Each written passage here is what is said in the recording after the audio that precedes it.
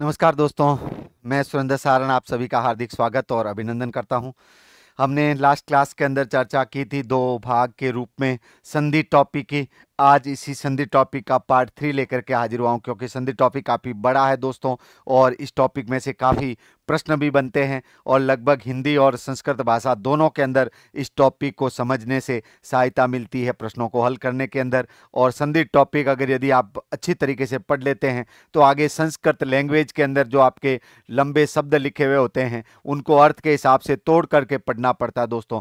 तो थोड़ा अच्छी तरीके से धीरे करवा रहा हूं, लेकिन हमने जो है स्वर संधि उसकी चर्चा अपन ने कर ली। उसके बाद में अपन ने स्वर संधि के बनने वाले प्रश्नों की चर्चा की थी, और फिर उसी सेकंड पार्ट के अंदर लास्ट में अपन ने व्यंजन संधि की चर्चा की थी। थोड़ी सी शुरुआती भाग किया था। आज यहाँ पर बात करेंगे व्यंजन और विसर्ग संधि की, और इसी के साथ में यहाँ पर इन दोनों से बनने वाले प्रश्न कौन कौन से हैं उसकी भी चर्चा दोस्तों आज की इस क्लास में करूंगा। ये संधि का पार्ट 3 लास्ट है, तो आज फटाफट से इसके जो भी बाकी भाग बचे हुए हैं उनको करते हैं।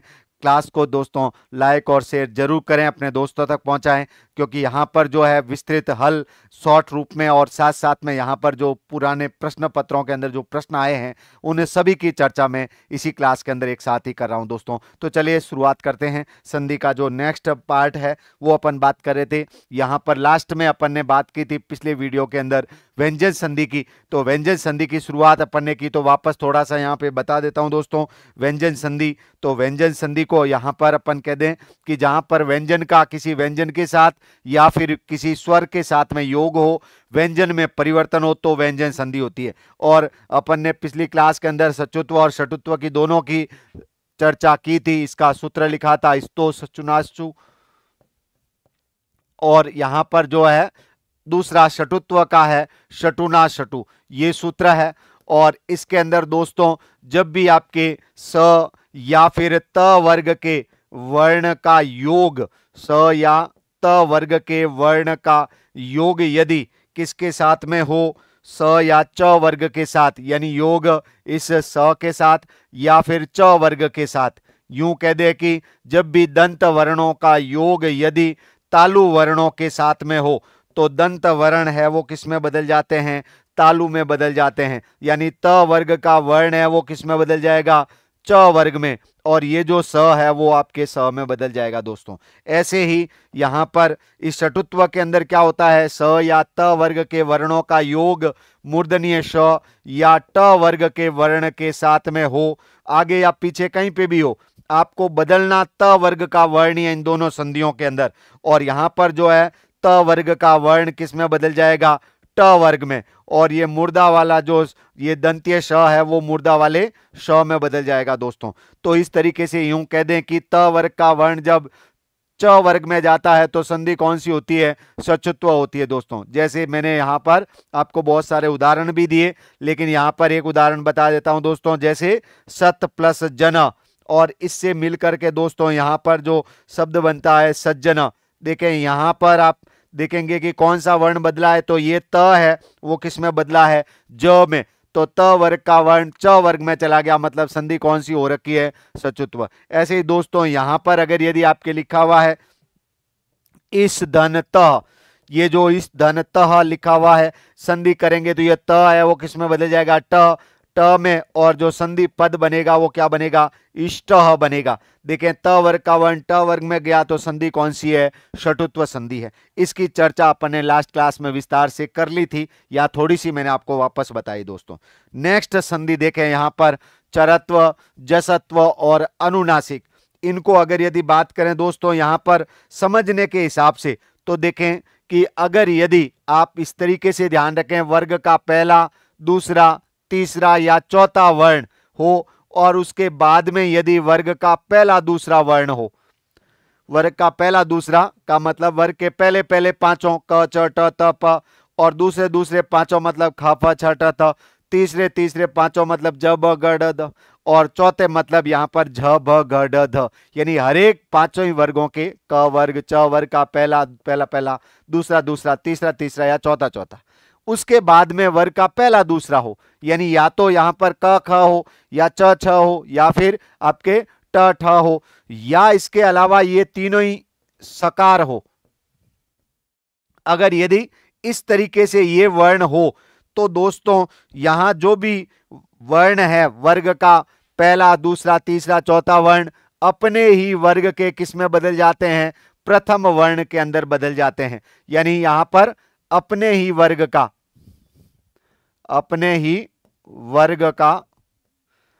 प्रथम वर्ण में बदल जाएगा। यानी यहां पर कोई भी वर्ण वर्ग का पहला, दूसरा, तीसरा, चौथा यानी क, ख, ग, ग जो भी है वो क में चला जाएगा। अगर त, थ, द, ध जो भी है वो आपके त में चला जाएगा। यानी अपने ही वर्ग के प्रथम वर्ण में बदल जाता है। कब? जब पीछे पहला, दूसरा हो या फिर यहां पर स हो। जैसे उदाहरण के लिए दोस्तों बात करें तो यहां पर देखें, उदाहरण के अंदर आपने दे दिया यहां पे विपद धन काल, विपद धन काल, ये इस तरीके से दे रखा है दोस्तों। तो ये दोस्तों यहां पर देखें वर्ग का ये द है वो त वर्ग का तीसरा वर्ण है और पीछे यहां पर क है तो ये क वर्ग का पहला ही वर्ण है। तो ये जो यहां पर द आया हुआ है विपद का द, ये अपने ही वर्ग के प्रथम वर्ण में बदल जाएगा, किसमें? त में। और जो शब्द बनेगा वो क्या बनेगा दोस्तों? विपत कालः बनेगा। किस तरीके से बनेगा? विपत कालः। इस प्रकार से यहां पर जो है कोई वर्ण अपने ही वर्ग के प्रथम में बदल रहा है। ऐसे ही दूसरा उदाहरण देखें, जैसे यहां पर दे रखा है उद धनपन्नः, ये यहां पर देखें उद वही द है वो त वर्ग का तीसरा है, लेकिन यहां पर देखो पीछे प वर्ग का पहला वर्ण आया हुआ प, तो ये द अपने ही वर्ग के किस में बदलेगा? प्रथम वर्ण में बदलेगा और यहां पर ये त में बदल जाएगा और यहां शब्द जो बनेगा वो बनेगा उत्पन्नः। ऐसे ही दोस्तों दूसरे उदाहरण की अगर यदि बात करें तो यहां पर मैं देखो दूसरे उदाहरण एक और लिख रहा हूं। जैसे मान लो मैंने लिखा लब धनश्यते, ये लिखा हुआ है। तो ये दोस्तों जो लिखा हुआ लब, ये आपके प फ भ जो है प फ ब और भ यानी प वर्ग का चौथा वर्ण है और पीछे देखो स आया हुआ है, तो ये भ अपने ही वर्ग के प्रथम वर्ण में बदलेगा। यानी भ प वर्ग का चौथा है तो इसके पहले में बदलेगा तो क्या हो जाएगा? प, और जो शब्द मिला करके बनाएंगे तो ये क्या बनेगा? लपस्यते। तो ये जो संधि है कौन सी है दोस्तों? चरत्व संधि है और इसका सूत्र है यहां पर आपके खरी च। क्या सूत्र है? खरी च। तो ये दोस्तों यहां पर खरी च ये सूत्र कह रहा है ये खर वर्ण है। वैसे इनको प्रत्यारों के अंदर खर वर्ण कहा जाता है। वर्ग का पहला, दूसरा और तीनों ही यानी वर्ग के पहले, दूसरे, तीसरे, चौथे वर्ण के बाद खर वर्ण हो तो ये वर्ण अपने ही वर्ग का पहला बन जाता है। क्यों? क्योंकि ये अघोष वर्ण होते हैं और इसको भी किस में बदलना पड़ता है? अघोष में। और हिंदी के अंदर इसी प्रक्रिया को अपन अघोषीकरण भी बोलते हैं दोस्तों। दूसरा यहां पर संधि है जसत्व। जसत्व संधि के अंदर सूत्र है दोस्तों इसका जलाम जसो अंते, जलाम जसो अंते। ये सूत्र ये कहता है अगर यदि मान लो ये जल वर्ण के अंदर वैसे बहुत सारे आते हैं, लेकिन आप यहां पर ध्यान रखें वर्ग का पहला, दूसरा, तीसरा, चौथा वर्ण, उसके बाद में अगर यदि ये वर्ण जो आपके लिखे हुए हैं यहां पर खर, इसके अलावा कुछ भी आया हुआ है, यानी कोई भी स्वर हो या फिर वर्ग का पहला, दूसरा हो तब तो पहले हम बदलेंगे, लेकिन वर्ग का तीसरा, चौथा, पांचवा वर्ण हो, वैसे ये इसके अलावा य, व, र और ल हो या इसके अलावा ह हो, ये सभी वर्ण आए, इन सभी वर्णों के रहने पर यहां पर कोई भी वर्ण ये पहला, दूसरा, तीसरा, चौथा वर्ण अपने ही वर्ग के किस में बदल जाएंगे? तृतीय वर्ण में बदलेंगे। अपने ही वर्ग के, यानी वर्ग चेंज नहीं होगा, वर्ग चेंज केवल त वर्ग का वर्ण होगा, या तो च वर्ग में जाएगा या फिर ट वर्ग में जाएगा। अपने ही वर्ग का कौन सा वर्ण बनेगा दोस्तों? तृतीय वर्ण बनेगा। कब? जब पीछे पहला, दूसरा और तीनों स होंगे तब तो पहले में बदलेगा, और इसके अलावा कुछ भी है तो यहां पे ये जो भी वर्ण है वो अपने ही वर्ग के तीसरे में बदलेगा, और तीसरे वर्ण को ही जस कहा जाता है दोस्तों। इसलिए ध्यान रखना संधि कौन सी होती है? जसत्व। जब भी कोई वर्ण अपने ही वर्ग का तीसरा बन जाता है। जैसे उदाहरण के लिए आपने यहां पर शब्द लिखा, जैसे लिखा है आपने लिखा वाक धन ईश, ये देखो वर्ग का पहला वर्ण है, यहां पर क और इसके बाद में यहां स्वर आया हुआ है ई, तो ये क अपने ही वर्ग के किस में बदलेगा, तीसरे के अंदर, और तीसरे में बदलेगा तो क अपने ही वर्ग के तीसरे में ग में बदलेगा, और जब अपन मिला के लिखेंगे तो क्या बन जाएगा दोस्तों, वागीशः। इसी तरीके से अगर यदि आपके शब्द दे रखा है कि आपने दे रखा यहां पर सत्य प्लस आनंद, ये इस प्रकार से दे रखा है अगर यदि, तो ये दोस्तों आप देखेंगे कि त है वो अपने त वर्ग का पहला है, पीछे स्वर आ गया तो ये अपने ही वर्ग के किस में बदलेगा, तीसरे में, क्या बनेगा, द, और मिला करके लिखेंगे तो शब्द आपके क्या बन जाएगा, सदानंदः बनेगा दोस्तों, क्या बनेगा, सदानंदः। तो ये त अपने ही वर्ग के तीसरे में गया। ऐसे ही बहुत सारे और भी उदाहरण देखें, यहां पर अगर शब्द आपके दे रखा है बुद्ध और धी, ये शब्द अगर यदि लिखा हुआ दोस्तों तो बुद्ध धन धी, अब इसको अगर यदि आप कह दें यहां पर तो ये ध अपने त वर्ग का चौथा वर्ण है और पीछे भी त वर्ग का चौथा ही है, तो इसको अपने ही वर्ग के तीसरे में बदलेंगे तो शब्द में किस में बदल जाएगा, द में, और जब इसको मिला करके लिखेंगे तो दोस्तों ये द आधा और ये धी पूरी, इस तरीके से शब्द हो जाएगा बुद्धि। तो बुद्धि हो गया, शुद्धि हो गया, ये सारे इसी से बने हुए दोस्तों।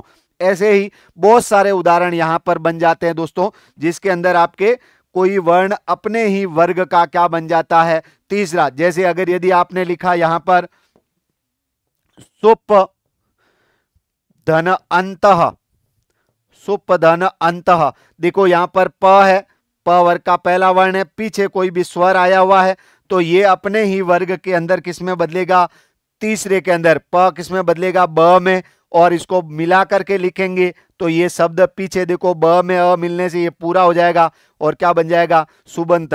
तो कोई वर्ण अपने ही वर्ग के तीसरे में बदलता है तो संधि कौन सी होती है, जसत्व। कब बदलता है, पीछे खर के अलावा कुछ भी हो तो वो तीसरे में बदलता है। लेकिन नेक्स्ट यहां पर इसका सूत्र कौन सा है, जलाम जसवंते। नेक्स्ट है अनुनासिक संधि दोस्तों, और इसका यहां पर है सूत्र है यरो अनुनासिके, यरो अनुनासिके, अनुनासिके, अनुनासिको वा, वा का मतलब होता है विकल्प से, यानी यहां पर जो अनुनासिक आदेश होता है वो विकल्प से होता है। ये नियम ये कह रहा है कि जब भी अगर यदि वर्ग का पहला, दूसरा, तीसरा, चौथा वर्ण हो और उसके बाद में पांचवा हो, तो दोस्तों यहां पर पांचवा हो तो आप इधर यहां देखेंगे कि ये जो पीछे पांचवा वर्ण है, अगर यदि पांचवा वर्ण है तो पांचवा यहां पे भी आता है तो तीसरे में बदलेगा, और अगर यदि आप तीसरे में नहीं बदले तो विकल्प से अपने ही वर्ग का, विकल्प से, विकल्प कहते हैं यहां पर दो बनेंगे, विकल्प से अपने ही वर्ग का कौन सा वर्ण आदेश हो जाता है, पांचवा वर्ण। यानी पीछे पहला दूसरा है तो पहले में बदलेगा, तीसरा चौथा पांचवा है तो तीसरे में, और पीछे पांचवा है तो विकल्प से पांचवे में, क्योंकि यहां पर तीसरे में भी बदलता है और पांचवे में भी बदलता है। जैसे अगर यदि यहां पर उदाहरण की बात करूं तो दोस्तों इधर यहां देखेंगे एक शब्द मैंने लिखा है दिक और नाग। देखो यहां पर क्या लिखा हुआ है, दिक और नाग। क वर्ग का पहला वर्ण है, पीछे नाग है वो वर्ग का पांचवा वर्ण है, अपने वर्ग का, त वर्ग का पांचवा। तो आप इसको जब बदलेंगे तो एक तो ये जो जलाम जसवंते नियम के अनुसार इसको अपने ही वर्ग के किस में बदलें, तीसरे में, तो तीसरे में बदलेंगे तो ये क ग में बदल जाएगा, और शब्द मिला करके लिखेंगे तो ये ग आधा और पीछे नाग, शब्द बनेगा दिग्नाग। और इसमें दोस्तों यहां संधि कौन सी हो जाएगी, जसत्व संधि हो जाएगी। ये अपने ही वर्ग के तीसरे में बदला, संधि कौन सी है, जसत्व, और इस सूत्र से हुआ है। लेकिन इसको विकल्प से अपन पांचवे में भी बदल सकते हैं, यानी क अपने ही वर्ग के पांचवे में बदलेगा तो क पांचवे में ग में बदल जाएगा, और शब्द मिला करके अपन लिखेंगे तो ये शब्द क्या बनेगा दोस्तों, दिग्नाग बनेगा। यहां पर ये दिग्नाग इस प्रकार से लिखा जाएगा, दिग्नाग। तो ये जो है यहां संधि कौन सी है, जब पांचवे में बदलेगा तो संधि कौन सी होगी दोस्तों, अनुनासिक संधि, और तीसरे में बदलेगा तो कौन सी होगी, जसत्व संधि होगी। ऐसे ही और उदाहरण देखें, यहां पर अगर यदि आपने शब्द लिखा है वाक धन महिमा, ये लिखा है वाक धन महिमा, यहां पर अगर यदि आपके क और पीछे पांचवा, तो इसको अगर यदि आप तीसरे में बदलेंगे तो ग में बदलेगा और पांचवे में बदलेंगे तो ग में बदलेगा। ये तीसरे में ग में यहां जसत्व संधि होगी और शब्द जो बनेगा दोस्तों वो बनेगा वाग महिमा। वाग महिमा, ये ग आधा ही रहेगा क्योंकि स्वर है नहीं आगे। इधर पांचवे में बदला तो यहां पर इसको पांचवे में ग को आधा लिख के फिर लिखेंगे वांग महिमा। तो ये वाग महिमा भी होता है और वांग महिमा भी होता है। ये संधि दोस्तों जसत्व है। जब अपने ही वर्ग के तीसरे में बदले तो संधि जसत्व है। व्यंजन संधि को इस तरीके से बढ़िया कोई नहीं समझाएगा दोस्तों, यहां पर ध्यान रख करके समझे। देखें, अगर यदि पांचवे में बदलेगा तो संधि कौन सी होगी, वर्ण कौन सा किस में बदल रहा है, बस ये ध्यान रखें, आपको संधि आसानी से समझ में आ जाएगी दोस्तों।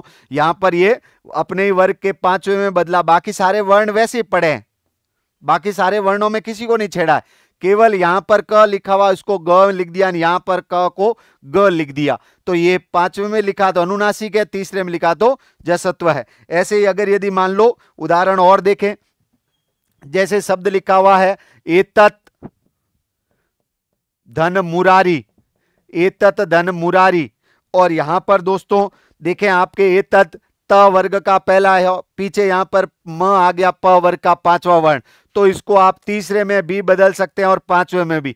तीसरे में बदलेंगे तो त अपने वर्ग के द में जाएगा और शब्द मिला करके लिखेंगे तो शब्द बनेगा एतद् मुरारी, और एतद् मुरारी है तो इसमें संधि कौन सी है, जसत्व। और यहां पर अगर यदि इसको पांचवे में लिखेंगे तो त अपने वर्ग के पांचवे में लिखेंगे और यहां पर शब्द क्या लिखेंगे, एतन मुरारी। दोनों ही शब्द शुद्ध है, ये अनुनासिक संधि से बना हुआ है, और ये शब्द दोस्तों यहां पर जसत्व संधि से बना हुआ, ये अनुनासिक संधि का उदाहरण है। तो यहां पर अपन कह सकते हैं कि जब भी वर्ग का पीछे तीसरा चौथा पांचवा कोई स्वर या ह या व र ल हो तो अपने वर्ग के तीसरे में बदलेगा, संधि जसत्व होगी। और जब यहां पर पीछे पांचवा वर्ण होगा तो ये अपने ही वर्ग के पांचवे में बदलेगा, लेकिन विकल्प से, यानी यहां जसत्व भी होगा और अनुनासिक आदेश भी होगा। लेकिन इसमें अनुनासिक में ध्यान रखें, एक पीछे यहां पर पांचवे के अंदर जब भी यहां दोस्तों पांचवे वर्ण की जगह एक यहां पर सूत्र है प्रत्यय भाषायाम नित्यम, प्रत्यय भाषायाम नित्यम,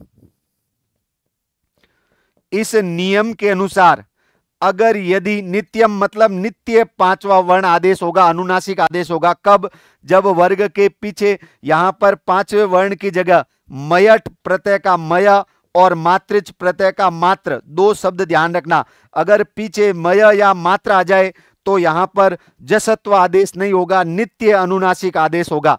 जैसे यहां पर देखें दोस्तों, शब्द अगर यदि लिखा हुआ है चित्त धन मय, तो यहां पर दोस्तों ये मय या मात्र चित्त धन मय लिख दिया, तो यहां पर देखें ये त है, वो त वर्ग का पहला, इधर मय आ गया तो ये मय या मात्र, मयट या मात्र प्रत्यय के ये दोनों शब्द अगर आए हुए हैं तो मय और मात्र शब्द ध्यान रखना, मय हो या मयम हो या मात्र हो या मात्रम, मय या मात्र कुछ भी है तो ये नित्य पांचवा होगा, यानी त ये अपने ही वर्ग का न बनेगा केवल। अब यहां विकल्प से आदेश जसत्व नहीं होगा, यानी त द में नहीं बदलेगा, सीधे पांचवे में बदलेगा और शब्द क्या बनेगा, चिन्मय बनेगा दोस्तों। ऐसे ही यहां पर दूसरे उदाहरण जैसे यहां लिख दूं मैं आपके तत् प्लस मात्रम लिखा हुआ है, तो दोस्तों ध्यान रखें यहां पर ये त अपने वर्ग के पांचवें में बदलेगा न के अंदर, और यहां पर जो शब्द बनेगा वो क्या बनेगा, तन मात्रम बनेगा दोस्तों।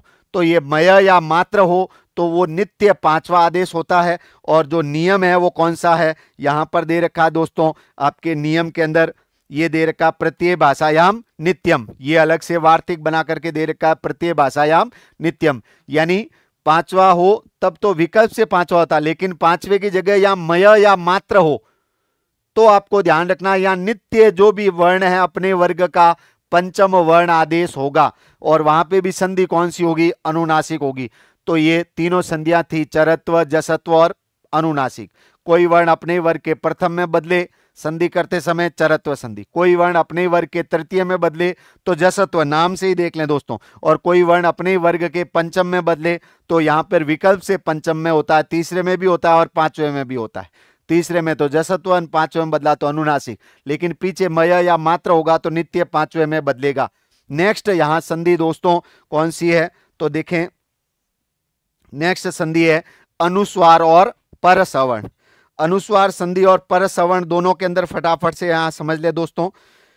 देखिए ये नियम है यहां पे मो अनुस्वार, इसका सूत्र है मो अनुस्वार।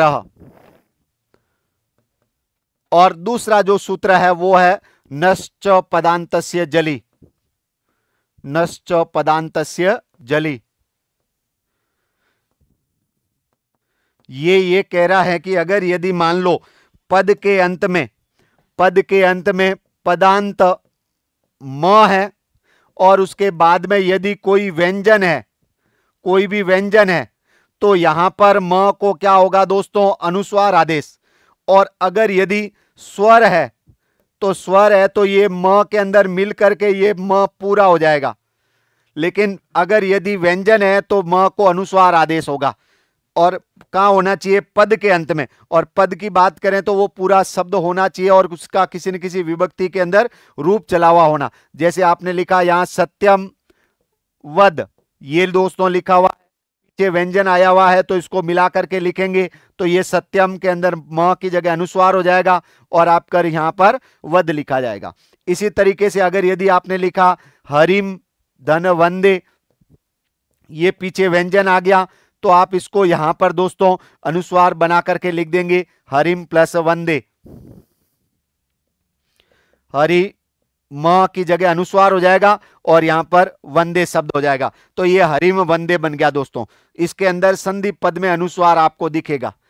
दूसरा नियम है नश्च पदांतस्य जलि। ये नियम ये कह रहा है कि अगर यदि म या इसके साथ साथ न च यानी न म के साथ न भी, ये अपदांत है, पद के अंत में होना जरूरी नहीं है, अपदांत है और पीछे जल वर्ण है। जल वर्ण समझ जाए यहां पर अगर यदि मान लो कहते हैं ज से लेकर ल तक, इसके अंदर अपन यहां पर अंतस्थ व्यंजन नहीं होने चाहिए और इसके अलावा वर्ग के पांचवें वर्ण नहीं है और स्वर नहीं है। यानी यहां पर वर्ग का पहला, दूसरा, तीसरा, चौथा वर्ण या ऊष्म व्यंजन हो सकते हैं। तो ये वर्ण किस में बदलेगा दोस्तों अनुस्वार के अंदर, यानी म या न पद के अंत में है तो इस नियम से अनुस्वार बनेंगे और पद के अंत में नहीं है, शब्द के बीच में जो लिखा हुआ आता है तो वो इस नियम से अनुस्वार बन जाता है। जैसे यहां लिख दिया दोस्तों आपने काम धनत, ये लिखा, यहां पर ये काम पद नहीं है। अब ये इसके अंदर पीछे व्यंजन वर्ग का पहला वर्ण है तो इसको अपने ही यहां पर म का क्या बना देंगे दोस्तों अनुस्वार बना देंगे। तो ये दोस्तों यहां पर क्या बन जाएगा काम और त, और इसको मिला करके लिखेंगे तो यहां पर शब्द ऐसे हो जाएगा कांतः। ऐसे ही दोस्तों ये जो अपन ने जो शब्द लिखा था संधि, इसके अंदर ये लिखा हुआ सम और इधर यहां पर लिखा हुआ धी, ये म आ गया और पीछे यहां पर ध, ये सम यहां पर पद नहीं है तो ये दोस्तों यहां पर किस में बदल जाएगा अनुस्वार के अंदर और यह शब्द बनेगा सम और धी, क्या बनेगा संधि शब्द। मिला करके लिखेंगे तो ये इस प्रकार से लिखा जाएगा, मिला करके लिखेंगे तो ये इस प्रकार से लिखा जाएगा संधि पद। तो ये इस तरीके से जब भी अगर यदि पद के बीच में आए हुए हैं, यहां पर उदाहरण और लिखें, जैसे अगर यदि आपने शब्द के पीछे अगर यदि कहीं पे लिख दिया धर्मम चर, ये अब धर्मम आया हुआ है, धर्मम धन चर, यहां पर जैसे चर लिखा हुआ है तो देखें धर्मम, ये धर्मम पद है, धर्म शब्द द्वितीय विभक्ति आई हुई है एक वचन के अंदर, तो यहां पर ये होगा संधि अनुस्वार ही होगी, लेकिन ये मो अनुस्वार सूत्र से इस म का अनुस्वार आदेश हो जाएगा और शब्द यहां पर धर्म रहेगा इधर और इधर यहां पर रहेगा चर, तो दोनों को मिलाएंगे तो शब्द क्या बन जाएगा धर्मम चर। फिर दूसरा अगर यदि मान लो पद के अंत में नहीं है दोस्तों, यहां पर शब्द लिखा हुआ है अन और इधर लिखा हुआ है यहां पर चित्त, ये न है, अन यहां पर पद नहीं है, फिर भी यहां पीछे व्यंजन वर्ग का पहला है तो न के स्थान पर क्या बन जाएगा अनुस्वार बन जाएगा और अ ऐसे ही लिखा जाएगा। और इधर यहां पर चित्त लिखा हुआ है, इसको मिला करके अपन लिखेंगे तो शब्द ये जो बनेगा वो अनचित बनेगा इस प्रकार से दोस्तों। तो शब्द के बीच में जो अनुस्वार लिखा हुआ आता है वो इस सूत्र का उदाहरण है। संधि दोनों में ही कौन सी है? अनुस्वार। यहां पे संधि पद में आपको अनुस्वार दिखेगा। नेक्स्ट दोस्तों, ये अनुस्वार है, इसका रूप आगे है अनुस्वारस्य पर सवर्ण। ये सूत्र ये कह रहा है अनुस्वारस्य, अनुस्वार का अगर यदि बाद में यय वर्ण हो तो उसको क्या आदेश हो जाता है? पर सवर्ण आदेश हो जाता है। ये कह रहा है कि अगर यदि यहां पर अनुस्वार वर्ण है, अनुस्वार है, और उसके बाद में अगर यदि वर्ग का पहला, दूसरा, तीसरा, चौथा या पांचवा कोई भी वर्ण हो तो अनुस्वार को बाद वाले वर्ण के समान, यानी यहां अनुस्वार को हमेशा कौन सा आदेश होता है? पंचम वर्ण आदेश होता है दोस्तों। पांचवा वर्ण किसके समान? लेकिन यहां बाद वाले वर्ग के वर्ण के समान। तो यहां ध्यान रख लें, पर नाम ही पर का मतलब है बाद वाला, बाद वाले वर्ण के समान वर्ग का, समान वर्ग का कौन सा आदेश होता है? पांचवा वर्ण। यानी अनुस्वार अगर यदि अपन एक तो ये लिखें तो भी ठीक है, लेकिन अगर यदि जैसे देखो शब्द इसके अंदर यहां पे समझे कि अगर कोई शब्द लिखा हुआ है, आपने अभी जैसे यहां पर लिखा दोस्तों साम धनतः, ये मूल रूप से संधि विच्छेद ऐसे हैं। लेकिन अगर यदि आप इसको कह दें कि ये म है और उसके बाद में व्यंजन आया हुआ है तो म को क्या बना देंगे? अनुस्वार। तो ये क्या बनेगा? साम और तह, ये ऐसे बन जाएगा। अब इसको अगर यदि आप मिला करके लिखेंगे तो ये शब्द सीधा सीधा क्या बनेगा? शांतः। और यहां पे अनुस्वार पद के अंदर ये ऐसा संधि पद में अनुस्वार लगा हुआ दिखेगा, तो ये संधि कौन सी होगी? अनुस्वार। लेकिन अगर यदि मान लो आप इसको आगे और ले जाना चाहें, ये शांत जैसे साम ऐसे लिखा हुआ अनुस्वार और फिर लिखा हुआ त, ये अब पर सवर्ण संधि भी होती है इसके अंदर। कैसे? तो देखें, अनुस्वार आ गया, अनुस्वार के बाद में वर्ग का कौन सा वर्ण है? पहला। तो इस अनुस्वार को इस बाद वाले वर्ण के समान वर्ग का, यानी ये त वर्ण है तो त वर्ग का अपन इसको क्या बना देंगे? पांचवा। तो क्या बन जाएगा? न। और शब्द यहां पर जो क्या बनेगा? शांतः। ये जो शांत शब्द लिखते हैं ऐसे भी लिखते हैं, ऐसे भी लिखते हैं, दोनों ही शुद्ध है। ये शब्द लिखेंगे तब तो संधि जो है अनुस्वार होगी और इसका विच्छेद, ये संधि पद है और ये विच्छेद है, ये दोनों ही है, ये संधि पद और ये विच्छेद है। लेकिन ऐसे शांत लिखा हुआ है तो ये संधि पद है और ये विच्छेद है दोस्तों। इस तरीके से लिखा जाएगा साम दंत अनुस्वार का। और यहां संधि जो है यहां कौन सी होगी?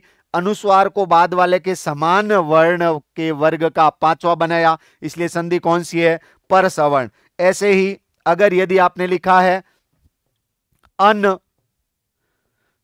धन कह, ये आपने अगर यदि लिख दिया तो दोस्तों देखो यहां पर न आ गया, पद नहीं है अन, और बाद में क वर्ग का पहला वर्ण है, तो इसको अपन किस में बदल देते हैं? न को अनुस्वार में। अब ये संधि अनुस्वार हो गई तो न का अनुस्वार बना दिया और प्लस लिख दिया क। अगर इसको मिला करके आप शब्द लिख देंगे तो जो शब्द ऐसे लिखा जाएगा, ये इसका जो है संधि विच्छेद का संधि पद ऐसे बनता अंक। अब ये जो है ये कौन से संधि का उदाहरण है दोस्तों? अनुस्वार संधि का, क्योंकि अपन ने यहां पे न का क्या बनाया? अनुस्वार, और इसी को मिलाकर यहां मैंने लिख दिया अंक। लेकिन अगर यदि मैं इसको आगे ले जाना चाहूं और दूसरा शब्द बनाना चाहूं तो ये विच्छेद है, ये विच्छेद है, अनुस्वार लिखा हुआ विच्छेद के अंदर। अब बाद में क वर्ग का पहला वर्ण है क। अब अनुस्वार को अपन बाद वाले वर्ण यानी क वर्ग के समान पंचम वर्ण बना देंगे, समान वर्ग का। तो क वर्ग का पांचवा वर्ण किस में बदल जाएगा? ग में। अब इसको मिला करके यहां पर मैं लिखूंगा तो ये शब्द इस तरीके से लिखा जाएगा अंक। दोनों ही शुद्ध है, लेकिन ये जो है ये संधि पद और ये विच्छेद अनुस्वार का है, और ये दोस्तों संधि पद और ये जो विच्छेद है ये आपके पर सवर्ण का है। ऐसे ही जैसे ये लिखा हुआ धर्मम चर, अब अगर यदि मान लो दोस्तों आपने ये मिला के लिख दिया तब तो संधि कौन सी है? अनुस्वार।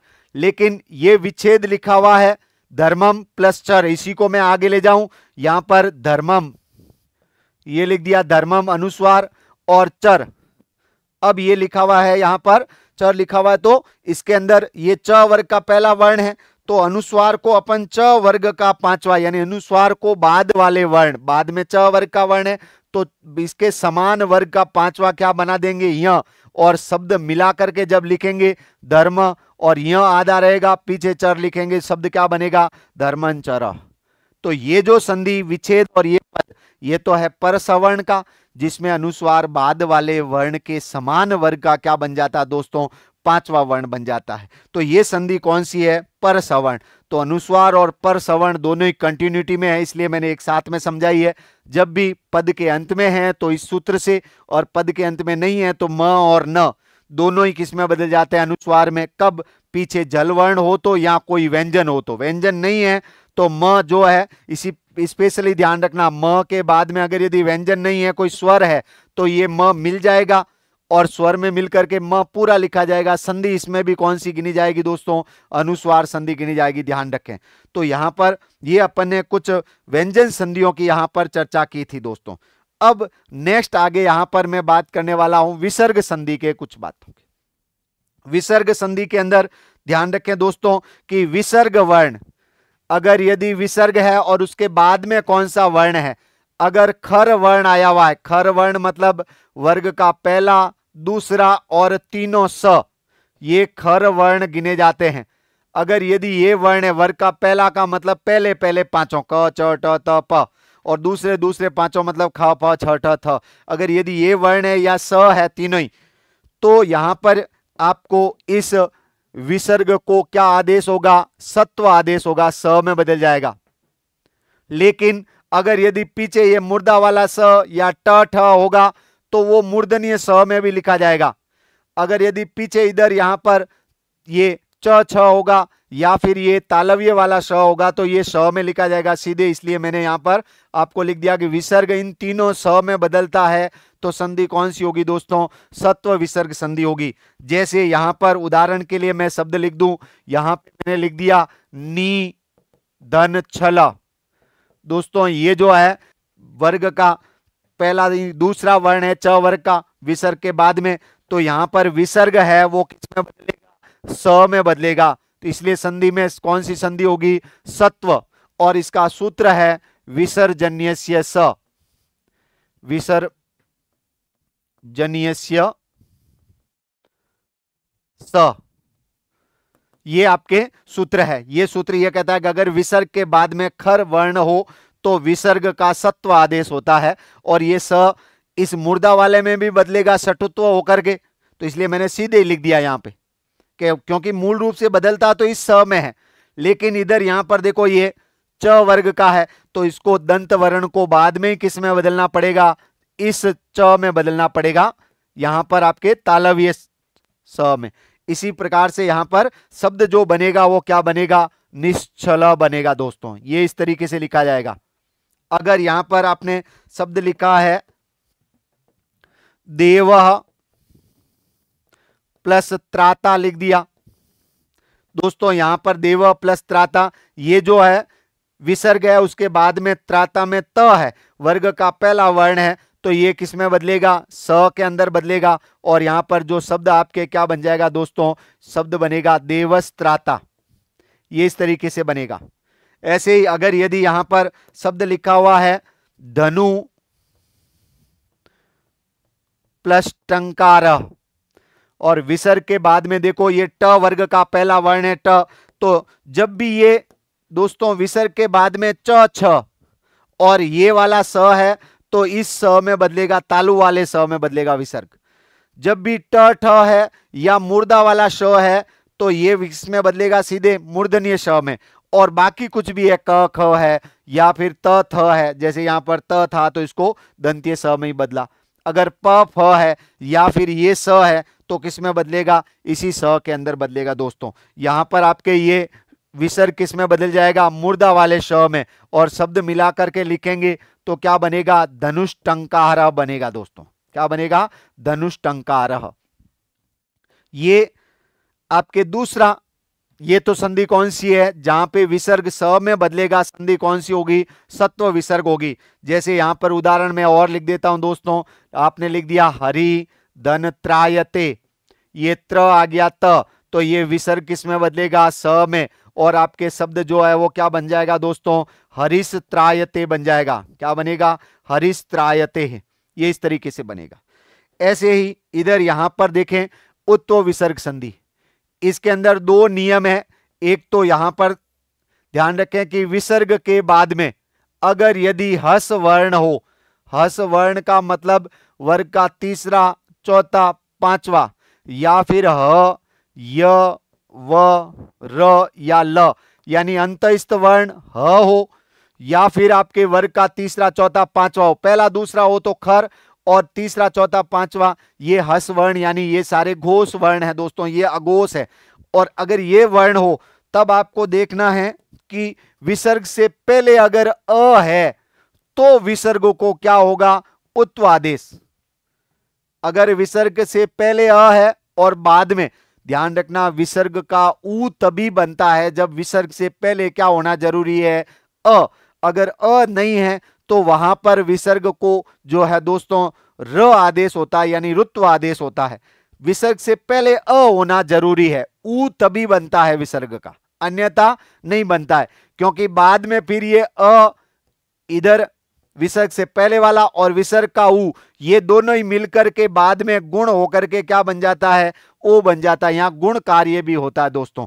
तो ये मूल रूप से इस प्रकार से होते हैं। जैसे अगर यदि मैंने आपको दे दिया दोस्तों नमः, धन, नमः, ये दे दिया, यहां पर देखो विसर्ग है, उसके बाद में वर्ग का पांचवा वर्ण है, तो यहां विसर्ग का पहले ऊ हो जाएगा, और ऊ और इधर नमः, म के अंदर जो है ये दोनों ही मिलकर के वो हो जाएंगे, और शब्द क्या बनेगा, नमो, और इधर हो जाएगा नमः। ये इस तरीके से। ऐसे ही अगर यदि दूसरा उदाहरण देखें, आपने लिख दिया मन और आगे लिख दिया ज, ये दोस्तों यहां पर मन विसर्ग से पहले अ है और विसर्ग के बाद में यहां पर वर्ग का तीसरा वर्ण है, तो ये विसर्ग किसमें बनेगा, ऊ में, और इधर न का जो अ है वो और ऊ मिलकर के ओ हो जाएगा, शब्द क्या बनेगा, मनो, और ज पीछे लिखेंगे तो क्या बनेगा, मनोजह। ऐसे ही ध्यान रखें तपह प्लस वनम, ये दोस्तों विसर्ग से पहले अ है, बाद में वो आया हुआ है, तो तप का यहां पर ऊ और ओ होकर क्या बनेगा, तपो, और इधर यहां पर वनम को मिलाएंगे तो क्या बनेगा, तपोवनम। ऐसे ही उदाहरण दोस्तों मनोरथः, मनोरथः, तो यहां पर आपके मन, धन, रथः, ये विच्छेद होगा इसका दोस्तों मनोरथ का। तो मनोरथ, तपोवनम, मनोज, नमो नमः, इन सब में संधि कौन सी है, उत्व, क्योंकि विसर्ग का ऊ होता है। उत्व विसर्ग का एक और सूत्र है, अतो, रोर, अप्लुताद प्लुते, अप्लुताद प्लुते। ये कह रहा है कि अगर यदि विसर्ग के पहले अ है और विसर्ग के बाद में भी अ है तो भी विसर्ग को उत्व आदेश होता है, विसर्ग का ऊ हो जाता है। ये अ और ये ऊ दोनों ही मिलकर के दोस्तों ओ हो जाते हैं, और फिर यहां पूर्व रूप होकर के यहां ये जब उत्व आदेश होगा तो ये तीनों ही वर्ण, ये ऊ और ये ओ, ये मिलकर के सब क्या बन जाएंगे, ओ और अवग्रह बन जाता है दोस्तों। कैसे बनता है देखें, इधर यहां पर मैं पूरा समझा देता हूं आपको। अगर विसर्ग से पहले अ है और विसर्ग के बाद में भी अ है, पहले भी अ बाद में भी अ, तो विसर्ग का ऊ होता है।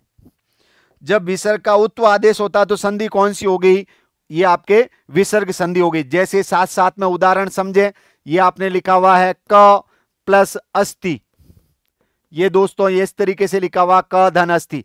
जब इसके अंदर अगर अभी ऐसे लिख सकते हैं, लेकिन जैसे ही आप विसर्ग का ऊ करेंगे तो इधर हो जाएगा यहां पर क ऊ और इधर हो जाएगा अस्ति, ये कंडीशन हो गई। अब इसमें क्या होगा कि ये अ ऐसा कैसा पड़ा है, अब अ और ऊ में संधि होकर गुण होकर क्या हो जाएगा, ओ। तो देखें ये इस क का और ये ऊ, ये दोनों ही मिलकर के यहां पर संधि क्या हो जाएगी दोस्तों, ओ हो जाएगी, और शब्द क्या बनेगा, को प्लस अस्ति। अब इधर यहां पर जैसे ये अ पड़ा है, इधर तो ओ हो गया, और ये क जो है वो पद है दोस्तों। यहां पर किम शब्द रूप पुल्लिंग प्रथमा विभक्ति एक वचन के अंदर आता है, इस कारण से इस अ का पूर्व रूप हो जाएगा और ये शेष को रहेगा, और इस अ की जगह क्या हो जाएगा, अवग्रह। तो ये इस तरीके से आपके इसका जो है मेल इस प्रकार से हो जाएगा दोस्तों, ओ शेष रहेगा और अ के स्थान पर क्या हो जाएगा, अवग्रह। तो आप ध्यान रखें सीधा सीधा यही कि अगर यदि विसर्ग के पहले भी अ है और विसर्ग के बाद में भी अ है तो ये तीनों ही मिलकर के क्या बन जाएंगे, ओ और अवग्रह। तो जहां पे भी ओ और अवग्रह हो रखा है वहां सोचना है कि शायद विसर्ग संधि हो रखी है या नहीं हो रखी है। जैसे उदाहरण देखें, शब्द दे रखा है दीर्घो अणः, तो यहां पर ये ओ और अवग्रह आया हुआ है, तो यहां सोचना है कि शायद विसर्ग संधि हो रखी है कि नहीं हो रखी है। अब पहले यहां पर शब्द सोचें, विच्छेद के दीर्घ होता है, इधर यहां पर अण, ये जो है अण इससे मिलकर के बना हुआ दोस्तों दीर्घो अण, क्योंकि पहले ये अ विसर्ग का उ और ये दीर्घ का अ मिलकर के ओ होगा, तो शब्द क्या बन जाएगा, दीर्घो, और इस अ का क्या बन जाएगा, अवग्रह, तो यहां पर क्या हो जाएगा, दीर्घो अण। ऐसे ही शब्द है आपके सो अपी, ऐसे ही आपके शब्द है को अपी, इसका विच्छेद होगा क धन अपी, इसका विच्छेद होगा दोस्तों यहां पर स धन अपी। इसी प्रकार से यहां पर स धन अब्रवीत, सो अब्रवीत, स धन अब्रवीत, ऐसे बहुत सारे उदाहरण हो जाते हैं। तो ये दोस्तों यहां पर आपके संधि है आपके कौन सी, स धन अब्रवीत के अंदर वो आपके विसर्ग संधि है। विसर्ग भी कौन सी, उत्व, क्योंकि पहले यहां पर विसर्ग को उत्व बनाया उसके बाद में हुआ है। अब इसके अलावा एक और ध्यान रखना दोस्तों, यहां पर कुछ उदाहरणों में अगर यदि र है और उसके बाद में अगर यदि र है तो इस पहले वाले र का क्या हो जाता है विसर्ग संधि के अंदर, ये भी विसर्ग संधि के ही उदाहरण है। क्योंकि विसर्ग अपन ने यहां पर पहले पिछली क्लासों में बात की थी कि विसर्ग मूल रूप से स फिर र में बदलता है, फिर यहां पर विसर्ग आदेश होता है। तो दोस्तों ये जो है आपके र, इसका लोप हो जाएगा। अगर र के बाद में र है तो पहले वाले र का क्या हो जाता है, लोप हो जाता है। और अगर उससे पहले अ, ई या उ कुछ भी है तो इनको दीर्घ आदेश होता है। यानी र के बाद र हो तो पहले वाले र का लोप हो जाएगा, और उससे पहले अ है तो आ हो जाएगा, ई है तो दीर्घ ई हो जाएगा, उ है तो दीर्घ उ हो जाएगा दोस्तों। जैसे उदाहरण के लिए यहां पर अपना प्रसिद्ध उदाहरण ध्यान रखें, अंतर धन राष्ट्रीय, ये शब्द संस्कृत के अंदर शुद्ध इस तरीके से लिखा जाता है दोस्तों, अंतर धन राष्ट्रीय। ये र है, इसके बाद में र है, तो इस पहले वाले र का क्या हो जाएगा, लोप हो जाएगा, इस र का यहां पर लोप हो जाएगा। इधर जो अंतः के अंदर जो अ है वो इसका क्या हो जाएगा, आ, और शब्द क्या होगा, अंता, और आगे वाला राष्ट्रीय शब्द मिला देंगे तो ये शब्द जो शुद्ध होगा वो अंतरराष्ट्रीय होता है संस्कृत में दोस्तों। ध्यान रखना, अंतर प्लस राष्ट्रीय का क्या बनता है, अंतरराष्ट्रीय। प्रश्न पूछा जा चुका, अभी अपन चर्चा करेंगे आगे। ऐसे ही दोस्तों ध्यान रखें, निर धन रसः, अगर यदि दे रखा है तो यहां पर देखें र के बाद र है तो इस र का लोप हो जाएगा, इस र का लोप हो जाएगा, यहां पर ये र का लोप हो जाएगा, तो ये छोटी ही है बड़ी ही हो जाएगी, और शब्द मिला के लिखेंगे तो क्या होगा, नीरस। ऐसे ही नीरवः, ऐसे ही नीरोगः, ऐसे ही यहां पर ध्यान रखें शंभु राजते, शंभु राजते, इसका विच्छेद हो जाएगा शंभुर्धन राजते। ये दोस्तों आपके व्यंजन और विसर्ग संधि थी। इन व्यंजन और विसर्ग संधियों में से जो प्रश्न बने हैं उनकी चर्चा यहां पर मैं कर रहा हूं आगे। नेक्स्ट क्लास में आपके सामने स्क्रीन पर प्रश्न हैं, देखें दोस्तों कैसे प्रश्न आए हुए हैं। यहां पर क्या दे रखा है, सचित अस्य संधि विच्छेद, इसका संधि विच्छेद क्या होगा, तो मैंने आपको बताया दोस्तों इसका संधि विच्छेद क्या होगा, सत धन चित्त होगा। और यहां पर ये त है वो कौन से में गया है, च के अंदर। जब भी त वर्ग का वर्ण च वर्ग में जाता है तो संधि कौन सी होती है, सचुत्व होती है। राइट आंसर ये हो जाएगा दोस्तों, यहां 2011 में पूछा गया। दूसरा है पेष्टा, यहां पर ये पेष्टा का भी उदाहरण मैंने करवाया शटुत्व के अंदर दोस्तों। यहां पर संधि विच्छेद क्या होगा, पेश धनता, ये जो त है वो किस में बदलता है, ट में, और इसके अंदर आ की मात्रा वापस लगाएंगे तो क्या बनेगा टा, और जोड़ेंगे तो शब्द क्या बन जाएगा पेष्टा। तो त वर्ग का वर्ण ट वर्ग में गया, संधि कौन सी है षटुत्व। 2011 में ये भी पूछा गया प्रश्न। नेक्स्ट देखें समाद्रो दोस्तों, यहां पर देखें क्या होगा विच्छेद इसका, ये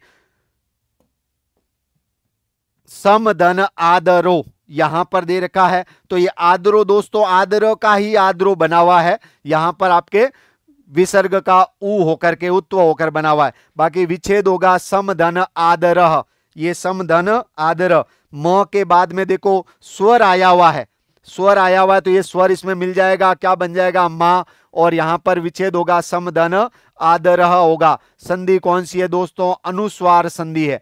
यहां पर व्यंजन आता तो म का अनुस्वार बनता, लेकिन स्वर आ गया इसलिए मिला करके लिख दिया, इसका संधि विच्छेद समधन आदरह। 2021 में पूछा गया प्रश्न है। नेक्स्ट है कृष्ण, इसका संधि विच्छेद, तो मैंने आपको बताया था दोस्तों कृष्ण का संधि विच्छेद क्या होगा, तो ये दोस्तों ये क्रस, क्रस का मतलब खींचना होता है, तो यहां पर ये दोस्तों क्रस, ये धातु ऐसे लिखी नहीं जाती है, क्योंकि जब ऐसे लिखेंगे तो ये स आधा नहीं रहेगा, तो यहां पर ये पहले ही गलत हो गया।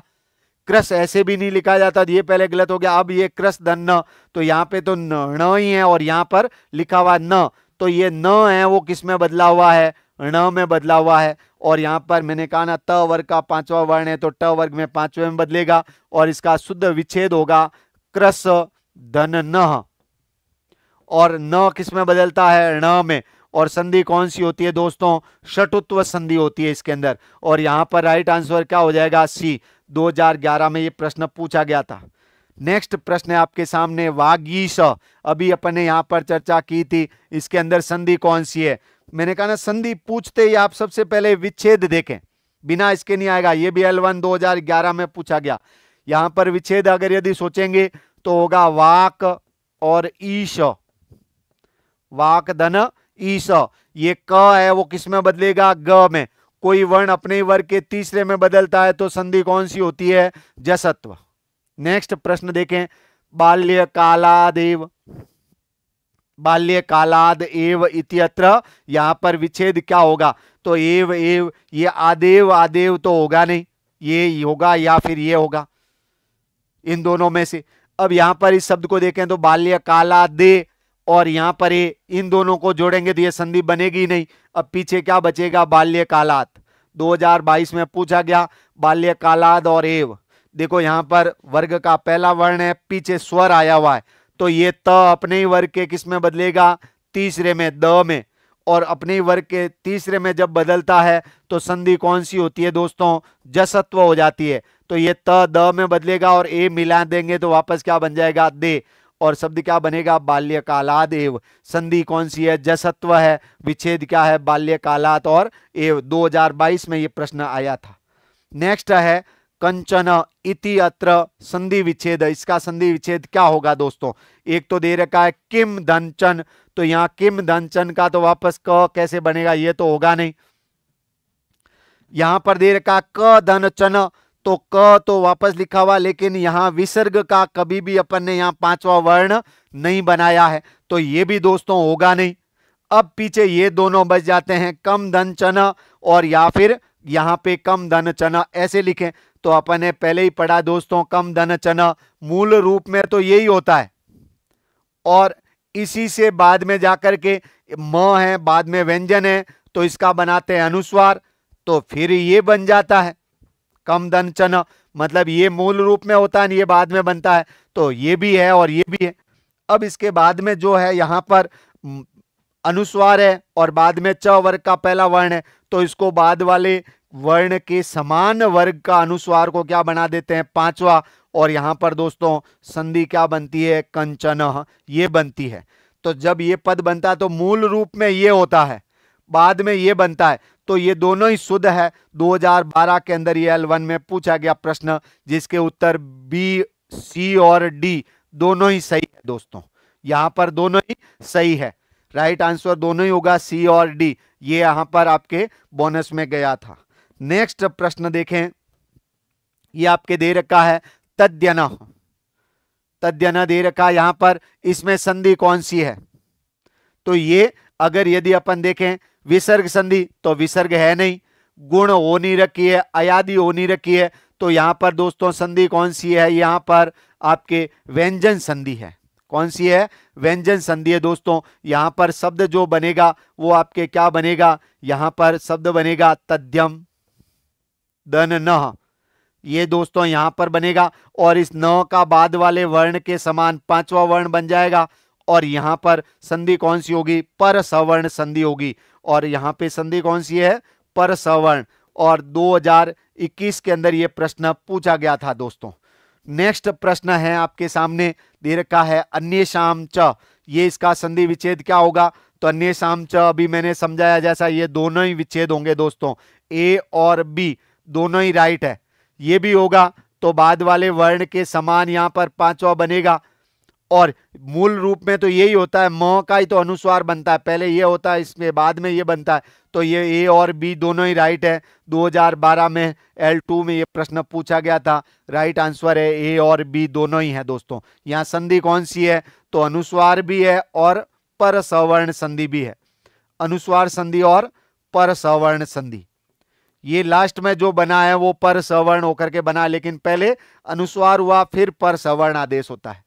ऐसे ही बालह चलती, विसर्ग आ गया, विसर्ग के बाद में वर्ग का पहला वर्ण है ये, तो विसर्ग को किसमें बदलेंगे? स में।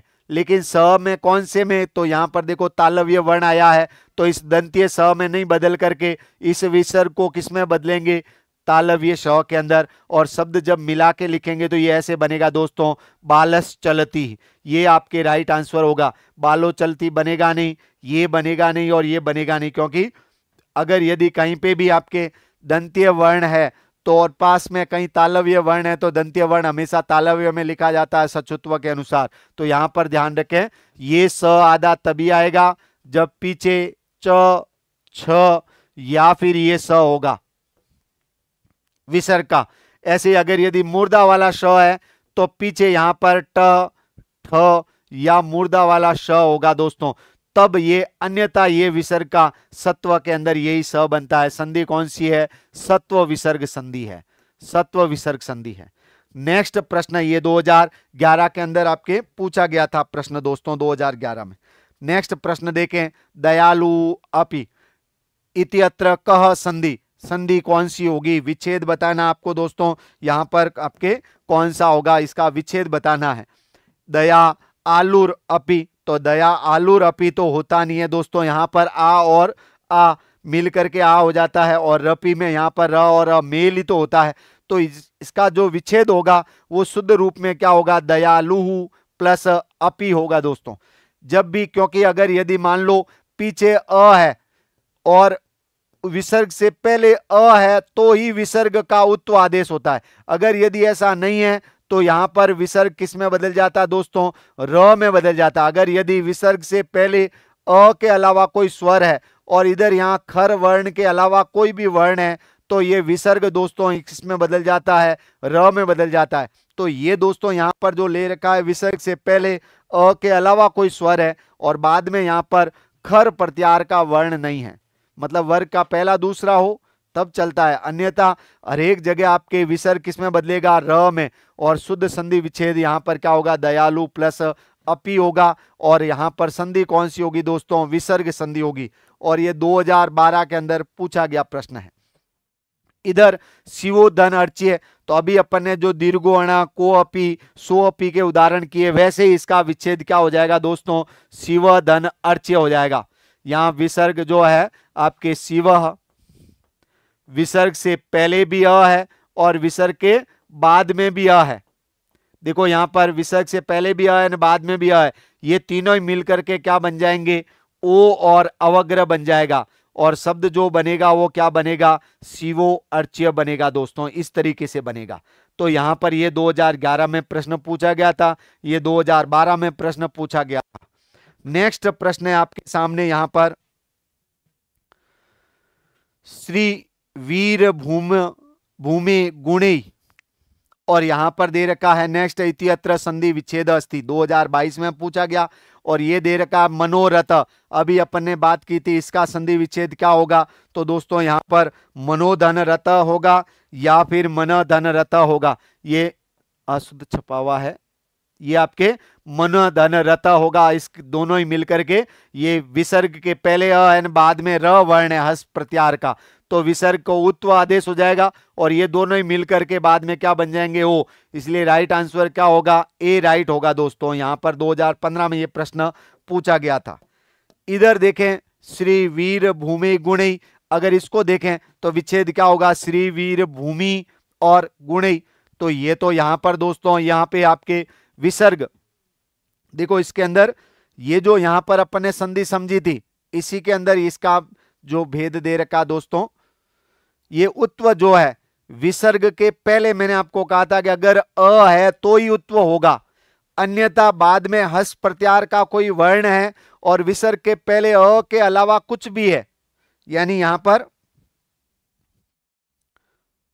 इसमें देखें कि विसर्ग के पहले यहां पर अ नहीं है और बाद में अगर हस प्रत्यार का वर्ण है, यानी वर्ग का तीसरा चौथा पांचवा ह य व र ल ऐसा कुछ भी है, तो यहां अ के अलावा कोई भी स्वर होने पर किस में बदलेगा, ये र में बदलेगा। जैसे दयालु प्लस अपी है, या फिर इसके अलावा यहां पर जैसे ये दे रखा वीर भूमि गुणई, ये इसका जो शुद्ध विच्छेद होगा वो क्या होगा, श्री वीर भूमि गुणई, ये शुद्ध विच्छेद होगा। ये तो बनेगा नहीं क्योंकि यहां पर संधि कोई बन नहीं रही है, बनी हुई भी नहीं है, सीधे सीधे जोड़ के लिखा हुआ है श्री वीर भूमि, यहां पे भी कोई नहीं बनी हुई है, यहां पे भी कोई विच्छेद अलग करके नहीं लिखा हुआ है क्योंकि यहां पर जैसा है वैसा वैसा लिखा हुआ, कोई संधि बना नहीं रखी है, केवल संधि यहीं पर हो रखी है। देखो श्री वीर भूमि, मैं केवल यहां पर भूमि शब्द ले रहा हूं बाहर, भूमि, और फिर पीछे देखो यहां पर दे रखा गुणई, ये ऐसे लिखा हुआ है।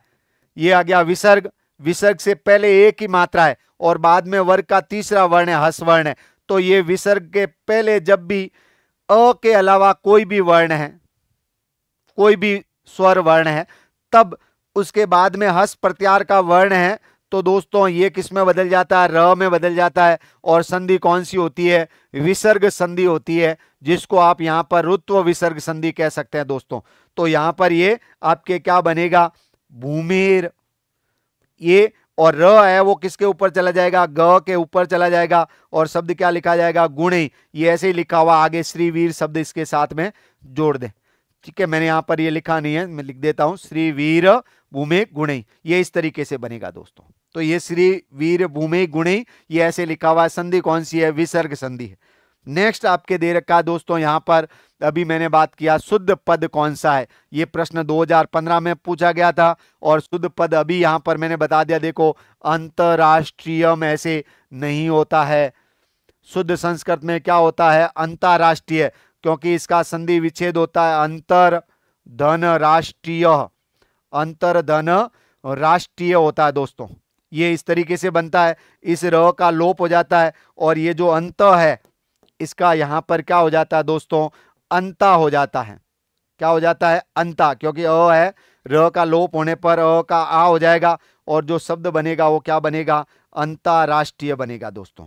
तो ये इस तरीके से हमारे संधि के अंदर आए हुए प्रश्न थे जिनकी चर्चा विस्तार पूर्वक अपन ने की थी दोस्तों, और आप सभी ने विस्तार पूर्वक यहाँ संधि के सभी भागों को, भेदों को देखा और उसके बनने वाले प्रश्नों की चर्चा की थी। जो पूर्व भर्ती परीक्षाओं में जितने भी प्रश्न आए थे इस संधि टॉपिक के, मैंने सारे प्रश्नों की चर्चा इस क्लास के अंदर की है। उम्मीद करता हूं ये क्लास आपको अच्छी लगी होगी। संधि टॉपिक पूरा विस्तार से इसके अंदर समझाया हुआ है दोस्तों। समय को ध्यान में रखते हुए यहाँ पर फटाफट कुछ चीजें यहाँ पर जो है कम चर्चा कर पाते हैं, लेकिन फिर भी मैंने विस्तार से समझाने का इसमें प्रयास किया था। उम्मीद करता हूँ आपको अच्छी लगी होगी। क्लास को लाइक और शेयर जरूर करें। धन्यवाद।